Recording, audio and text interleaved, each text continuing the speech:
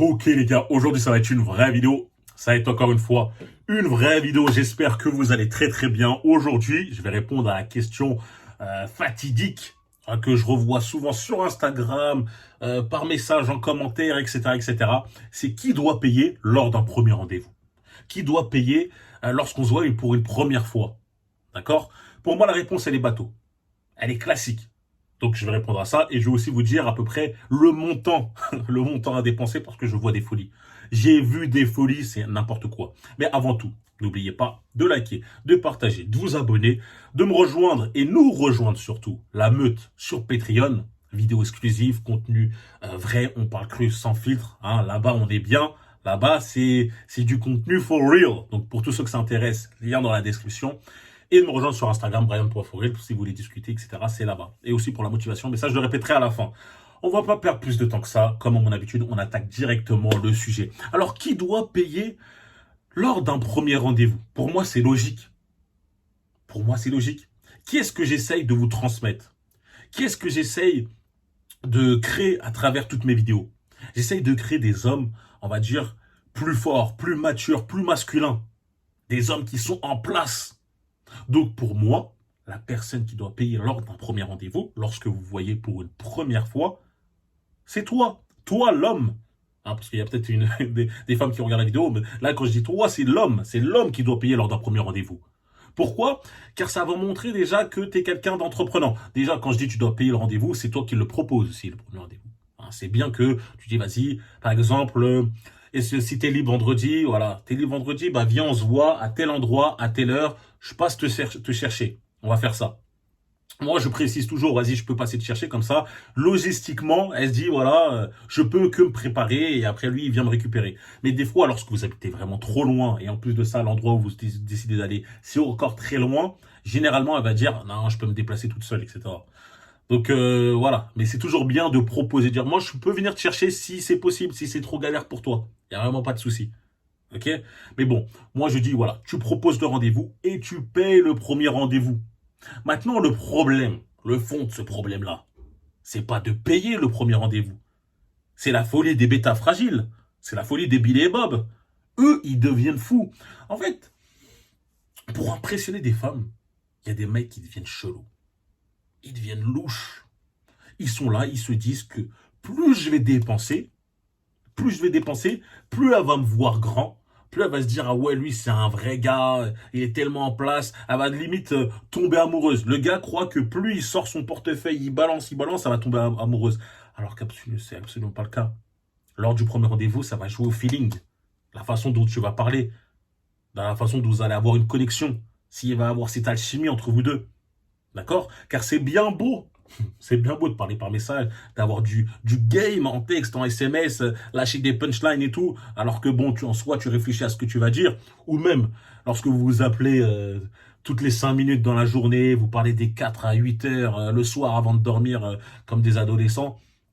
Écoute, ça c'est bien beau, mais combien de personnes se sont retrouvées après ensuite en vrai, dans la réalité, et ont vu qu'en fait, ils n'avaient aucune alchimie, qui ne se correspondaient absolument pas. Lorsqu'ils se sont vus, ils se sont regardés droit dans les yeux. Voilà, aucun son ne sortait, et il n'y avait aucune blague, c'était gênant. D'ailleurs, il y a une bonne émission qui représente souvent ce dont je parle, c'est « Et si on se rencontrait ?» Souvent, tu vois, si on se rencontrait, c'est des mecs, c'est des hommes et des femmes qui se rencontrent après avoir parlé énormément par message. Des fois, c'est des mois, des fois, ça peut aller jusqu'à des années. Déjà, j'ai jamais compris comment on peut parler 5 ans avec une personne par message à travers les réseaux, mais pas se voir. Mais bon, bref, c'est ça le concept. Et après, ils se voient en vrai. Et des fois, tu vois qu'au final, il n'y a pas cette alchimie qu'ils ont à travers leur téléphone. Ouais, parce que la vie, c'est pas un film. La vie, c'est le réel. Du coup, voilà. Lorsque vous allez vous voir, ça ne va pas être par rapport à l'endroit où ce que tu vas dépenser qui va déterminer si le rendez-vous s'est bien passé. Mais plutôt si vous avez des bonnes discussions, si vous accrochez bien, le même humour, le même délire, etc., etc. Si vous voyez un peu la vie de la même manière, si au final, lorsqu'elle sort du rendez-vous, elle se dit, vas-y, je peux me projeter. Hein, c'est pas parce que tu vas l'emmener dans un rendez-vous, on va dire, un rooftop sur Paname, prendre un verre lors du premier rendez-vous, puis après tu vas aller au resto, etc. Bah oui, parce qu'en fait, les bêtas, ils font quoi? Ils veulent prouver leur valeur en dépensant beaucoup d'argent. Ils veulent prouver leur valeur en dépensant beaucoup d'argent. Mais ça a double, on va dire, ça a double tranchant. Parce que plus ils dépensent, plus ils veulent que le rendez-vous aille dans leur sens.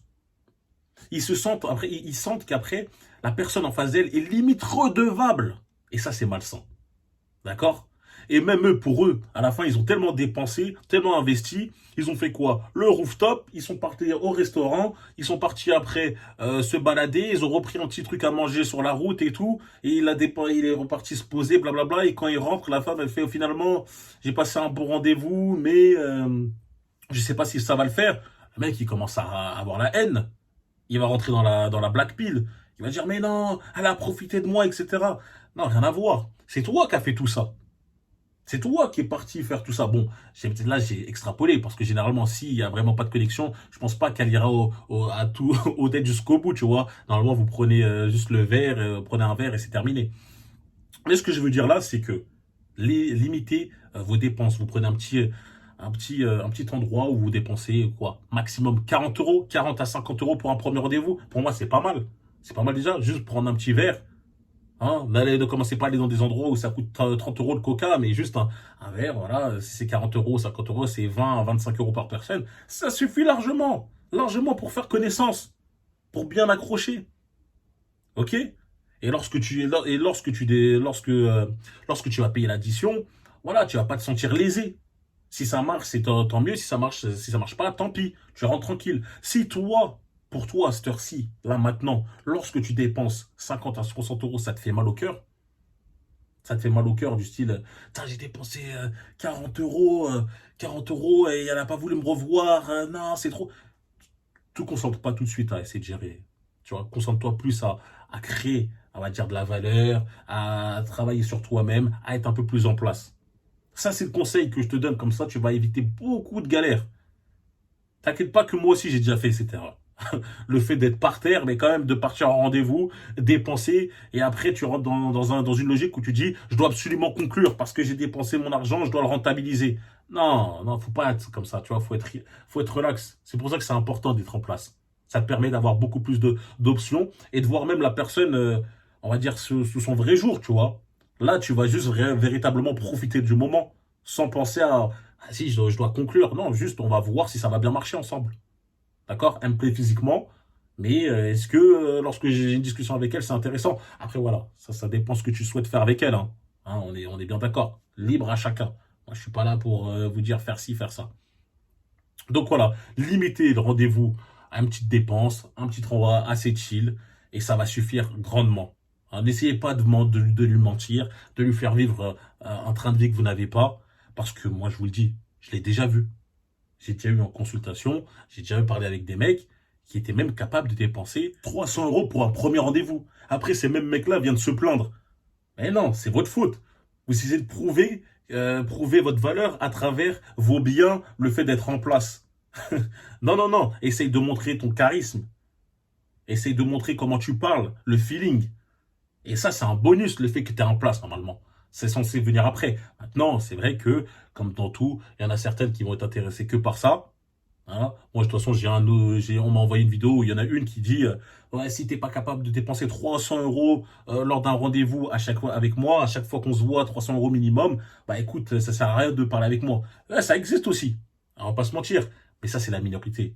Ah, je sais, c'est largement la minorité. Ces femmes-là, c'est loin d'être la majorité. Sinon, je pense que la plupart des personnes seraient célibataires pour la réalité. Donc voilà, n'essayez pas de prouver, n'essayez pas de commencer à louer des voitures, etc., etc. Pour moi, c'est stupide parce que tôt ou tard, la vérité va refaire surface. Donc voilà, 30 à 40, voire 50 euros. Ok? Et je sais que ça peut faire mal pour ceux qui travaillent pas, hein, les plus jeunes. Je pense que lorsque tu es encore plus jeune, elles ont encore moins d'attente.